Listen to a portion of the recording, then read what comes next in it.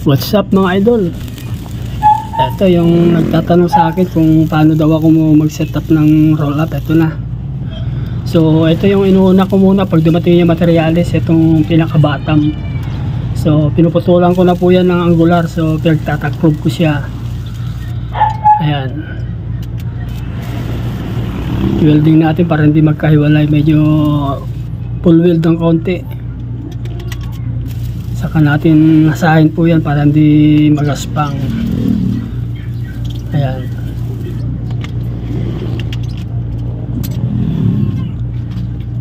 Saka natin lalagyan ng texture po yan para matibay.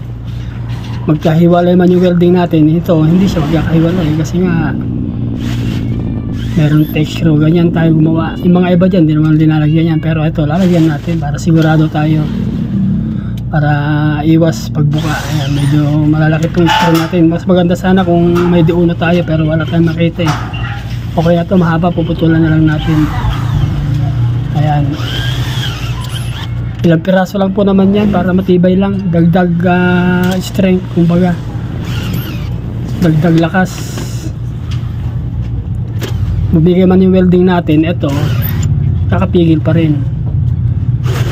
Ayan po, okay na yan.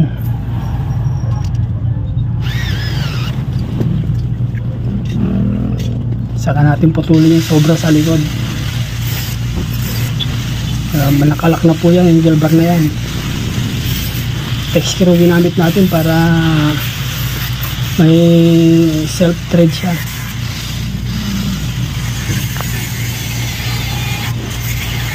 Saka na natin kalkasan dito sa gilid. Yung isa lang pwede na, para dito tayo mag-guide. Doon na lang natin tutuloy sa site para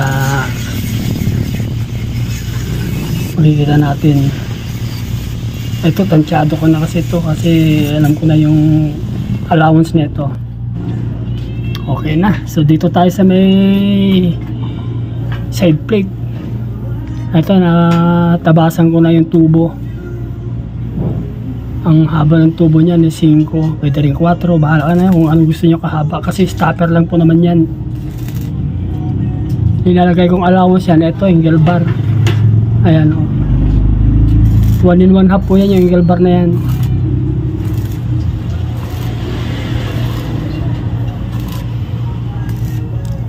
Dyan lang po yung pagka-setup.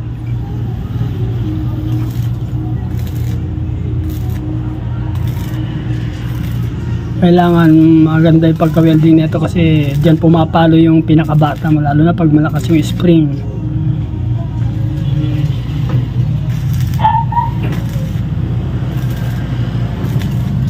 Diyan ko rin idudugtong yung pinaka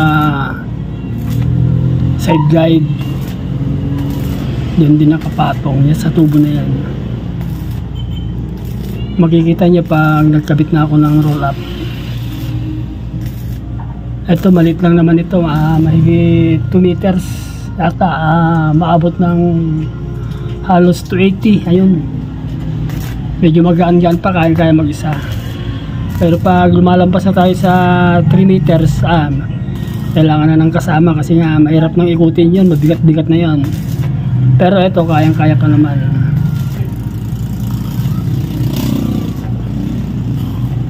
Ayan, full weld natin ng maigi para iwas baklas, para hindi na paulit-ulit. Dito naman sa may pipe holder, angle bar na ginamit natin kasi naubusan sila doon sa may paggawaan ng roll up. Dati may nabibili yan eh, ngayon parang wala na ata.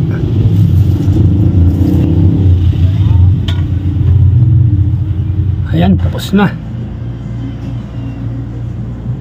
So dito tayo sa rotary. Ito yung may nagchat sa akin na kung paano daw. Ito kasi pwede na 7 allowance dito mula sa dulo ng tubo, 7 inches. Ito naman linalagyan natin ng stopper, flat bar po yung makapal para iwas gas-gas sa tubo. Kasi pag mahigpit po yan, humigpit, yung spring umaabot po dyan pag umikot. Yung kadalasan dyan napuputol.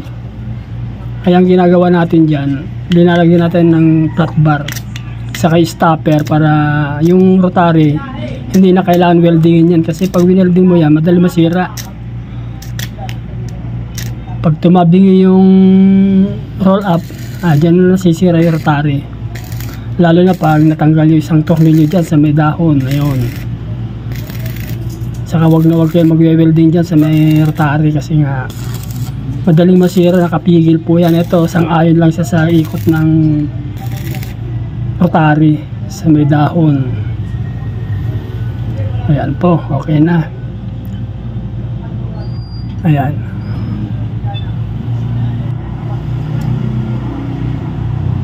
Dito naman tayo sa may spring. Ayan po. Linalagyan ko ng allowance po yan, 3 inches. Mula, nakakabit na doon sa dulo. Ayan o.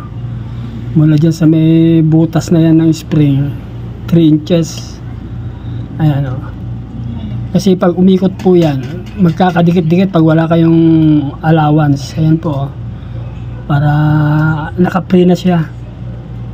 Lagyan rin ng flat washer para sigurado tayo. Ayan, para hindi siya kumalas. Kung may lock washer pa sana mas maganda, pero okay na to, basta maganda yung pagkahigpit. Maganda pa nga yan pag naikabit mo na yan pukpukin mo yung pinaka-thread ng ulo para iwas backlash. So okay na guys, eto deliver na, kakabit na natin. So abangan na lang yung pag-upload ko ng full video ng paggawa ko ng roll up. So thank you.